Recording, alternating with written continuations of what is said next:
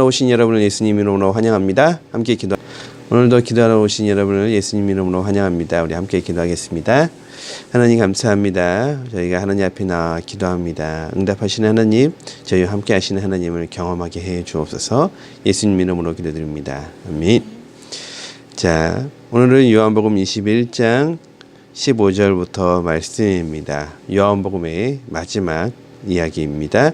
우리 함께 교독하도록 하겠습니다. 그들이 아침 먹을 때 예수께서 시몬 베드로에게 물으셨다. 요한의 아들 시몬아, 내가 이 사람들보다 나를 더 사랑하느냐? 베드로가 대답하였다. 주님, 그렇습니다. 내가 주님을 사랑하는 줄 주님께서 아십니다. 예수께서 그에게 말씀하셨다. 내 어린 양떼를 먹이라. 예수께서 두 번째로 그에게 물으셨다. 요한의 아들 시몬아, 내가 나를 사랑하느냐? 베드로가 대답하였다. 주님, 그렇습니다. 내가 주님을 사랑하는 줄 주님께서 아십니다. 예수께서 그에게 말씀하셨다. 내 양떼를 쳐라. 예수께서 세 번째로 물으셨다. 요한의 아들 시몬아, 내가 나를 사랑하느냐?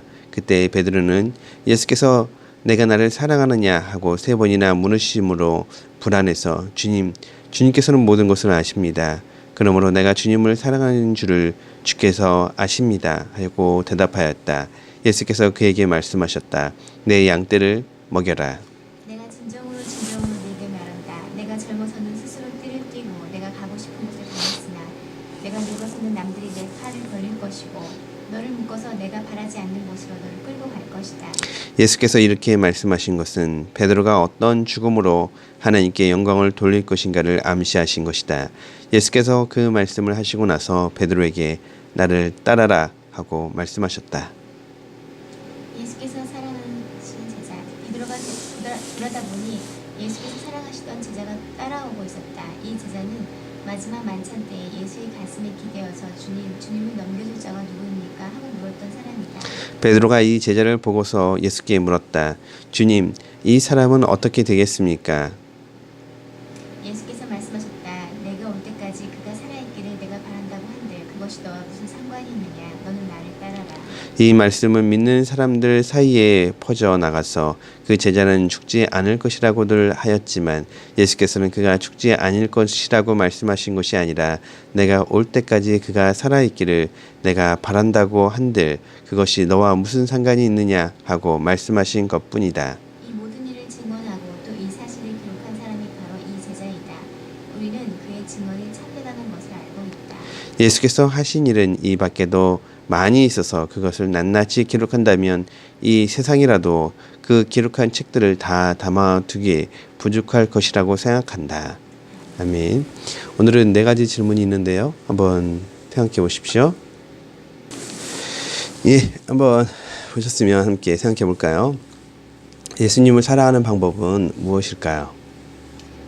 양떼를 먹이는 거예요. 네. 예수님을 사랑하는 것은 양떼를 먹이고 치고 돌보는 것, 양을 돌보는 것, 그것이 예수님을 사랑하는 것이죠. 오늘 본문에 보면 대조적이면서 반복적으로 나오는 게 평형을 이루면서 반복적으로 나오는 게 3가지가 있는데 첫 번째는 사랑에 대한 거죠. 필레오 하다가 아가파오 이렇게 물어보죠. 요 이야기가 있고 두 번째 어린 양을 먹여라 하고 뒤에는 양을 쳐라. 어린 양이 아니라 어린 양, 두 번째는 양을 쳐라. 이렇게 구분되는 게 있고 세 번째는 헬라어의 기노스, 알다라는 말과 오이다, 알다 똑같은 말인데 약간 차이가 있는 이 알다라는 말을 반복적으로 사용하고 있는 것을 볼 수 있어요. 이 이야기를 가지고선 여러 가지 해석이 있는데 예를 들면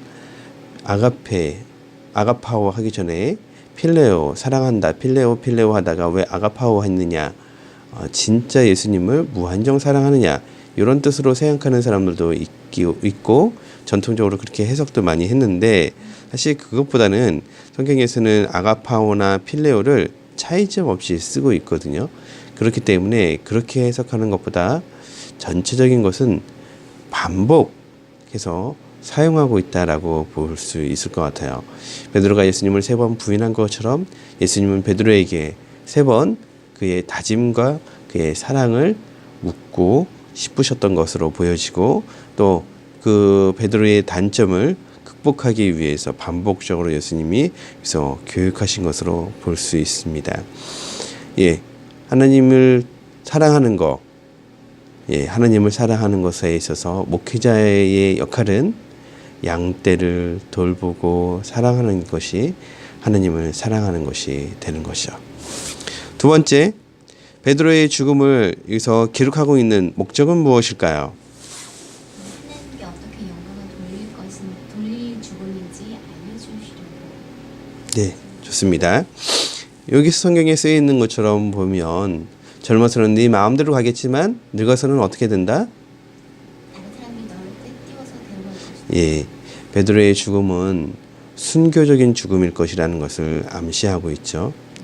자, 오늘 본문에는 두 사람의 죽음에 대해서 언급하고 있어요. 한 사람은 베드로, 요한인데 베드로의 죽음은 순교적인 죽음이죠. 자, 지난번에도 말씀드린 것처럼 요한 외에는 이제 이 성경 읽는 모든 사람들 앞에 요한 사도 외에는 많은 제자들이 다 돌아가셨어요. 근데 그분들이 어떻게 돌아가셨느냐? 예, 복음을 위해서 순교하면서 돌아가셨다. 이걸 베드로 죽음을 이야기하면서요. 다시 한번 가르쳐 주고 있는 것이죠. 그리고 살아있는 성도들에게 베드로처럼 순교하는 것이 하나님께서 우리에게 주신 거야 라고 교훈을 주고 있다고 볼 수 있죠. 두 번째, 요한의 죽음은 또 무엇을 가르쳐 주고 있을까요? 다른 사람의 죽음이나 다른 어떻게 될 거에 대해서 신경 쓸 필요가 없다.